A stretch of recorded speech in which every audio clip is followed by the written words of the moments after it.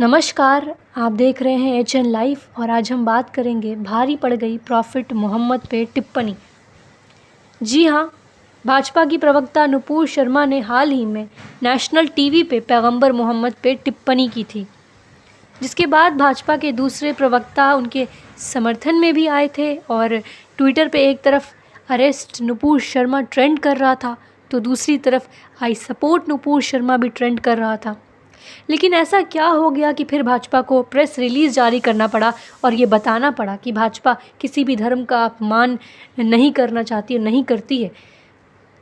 आखिर क्या हो गया कि भाजपा को लेटर हेड जारी कर नुपुर शर्मा को 6 साल के लिए सस्पेंड करना पड़ा और नवीन जिंदल को पार्टी से निकालना पड़ा।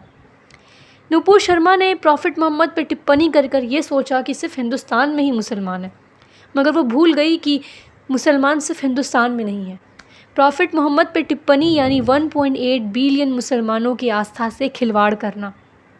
जी हाँ, अरब देशों में अब hashtag boycott India, hashtag boycott Indian product trend कर रहा है।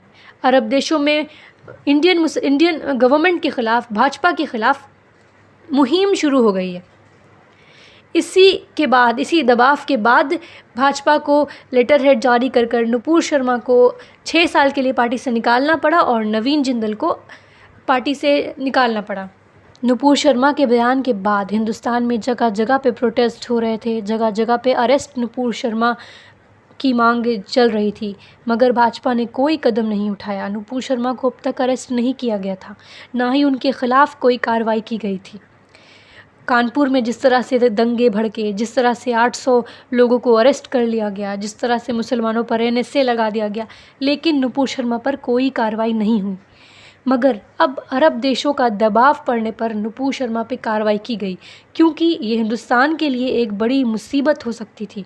अगर अरब देश हिंदुस्तान के प्रोडक्ट्स बॉयकॉट करने लग गए, अगर अरब देशों ने हिंदुस्तान के साथ व्यापार ख़त्म कर लिया, तो ये हिंदुस्तान के लिए मुसीबत हो सकती थी। सऊदी अरब, कतर, कुवैत, बहुत सारे मिडिल ईस्ट के देशों में अभी हिंदुस्तान के ख़िलाफ़ हैशटैग्स रन हो रहे हैं। ये आपके स्क्रीन के सामने कुवैत के जर्नलिस्ट हैं, ये कह रहे हैं कि किस तरह बॉयकॉट इंडिया ये टैग यूज़ कर रहे हैं। देखें, ये हैशटैग्स ट्रेंडिंग है सऊदी अरब में, ये hashtags Qatar, Kuwait, Oman, Bahrain trending है मिडिल ईस्ट के देशों में। ये कुवैत के मिनिस्टर हैं, देखिए ये क्या कह रहे हैं। अल जज़ीरा की ये रिपोर्ट है। ये रिपोर्ट कहती है कि किस तरह से अरब देशों में प्रधानमंत्री नरेंद्र मोदी के ख़िलाफ़ कैंपेन्स शुरू हो रहे हैं, किस तरह से वहाँ पे बॉयकॉट इंडिया के टैग्स यूज़ किए जा रहे हैं, किस तरह से अरब लोगों का गुस्सा सड़कों पे है।